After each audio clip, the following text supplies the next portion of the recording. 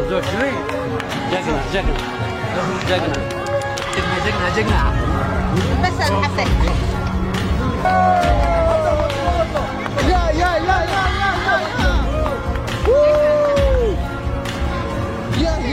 የብስክሌት ዜናዎችን በመዘገብ የሚታወቁት ሳይክሊንግ ኒውስ እና አፍሪካ ራይስ ሳይክሊንግ ስለሷ ዘግበዋል። ለዘርፉ ቅርብ በመሆናቸው የነሱ ብዙ አይደንቅም። ይልቅስ ስለ ብስክሌት ግድ የማይሰጠው ቲኤንቲ ሳይቀር ስለሷ ለመጻፍ ተገዷል። አሁን በብስክሌቱ ዓለም መነጋገሪያዋ ሴት ኢትዮጵያዊቷ ጸጌ ካሳይ ነች። በዩሲአይ የዓለም የብስክሌት ሻምፒዮና የሀገራችንንና በዓለም የአፍሪካን ምርጥ ውጤት ያስመዘገበችው ወጣት ወደ ብስክሌት እንዴት ተሳበች? ብስክሌት መጀመሪያ ገባሁት በአገራችን እኔም ምኖረው አድርደም ከተማ ያው ፕሮጀክት ነበርና ያ እዛ ዛይድ ሀፍቱ የምትባል ተወዳዳሪ ነበረች። በአፍሪካ ደረጃ ብዙ ወርቅ ያመጣች ልጅ ናት። ያው እሳሳይ ነው እኔ የጀመርኩት ማለት ነው። ጸጌ በዓለም ሻምፒዮናው ባስመዘገበችው ውጤት ደስተኛ ነች። የልቧንም አድርሳለች። አሪፍ ጨዋታ ተጫውቻለሁ ብዬ ተስፋ አደርጋለሁ። ለውጤቱ ያው ፈጣሪ ያውቃል። እኔ ያመጣሁት ውጤት በጣም አሪፍ ነው። ለቀጣይ የመጀመሪያ ስለሆነ ዓለም ሻምፒዮናል የተሳተፍኩት ቀጣይ አመት ግን ውጤት አመጣለሁ ብዬ ተስፋ አደርጋለሁ። በጣም ነው ደስ ያለኝ። በቃ ፕሬዝዳንቱ መጥቶ ሰላም ሲለኝ በጣም ነው ደስ ያለኝ። በቃ እኔ በቃ ቅደም እንደዛ ነበረ። የመጀመሪያ ስለሆነ ብዙ ትምህርት ወስዳለሁ። በቃ ቶፕቴን እገባለሁ ብዬ ግን አቅዴ ነበር። ያው ፈጣሪም አግዞኛል። በሩዋንዳ ያስመዘገበችው ውጤት ለብዙዎቻችን እንግዳ ቢሆንም ከዚህ የተሻለ ማስመዝገብ ትችል እንደነበር ግን አሰልጣኟ ያምናል። ያው ጽጌ ሁላችን እንዳየናት ጥሩ ነገር ሰርታለች፣ ለራሷ፣ ለሀገሯ፣ ለቤተሰቧ፣ ለሁሉ።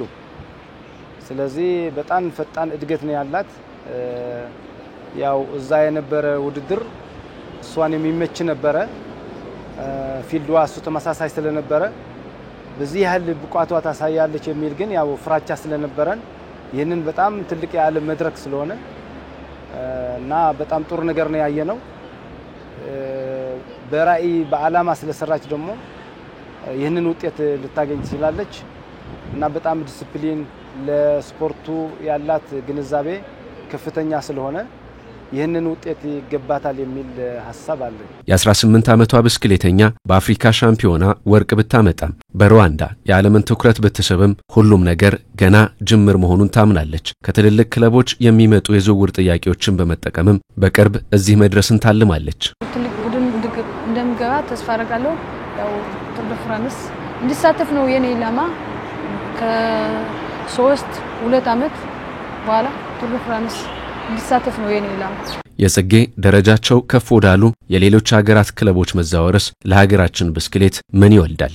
የሀገር ውድድር ሲኖር ስለምትመጣ ለሀገሪቱ በጣም ከፍተኛ ጠቀሜታ አለው። የሷ ወደ ክለቦች መዛወር ከሀገራችን ወጣ ሌላ ክለብ በመፈረሟ ማለት ነውና ለሌሎችም አራያ እንደመሆን መጠን ያው ተተኪ ስፖርተኞች ከሷ ያዩ ጥሩ ነገር ተነሳስተው ለመስራት ይጓጓሉና በር ከፋች ስለሆነ ይህንን እድል እሷም ተጠቅማ ለሀገር ተርፋለች የሚል ሐሳብ አለ።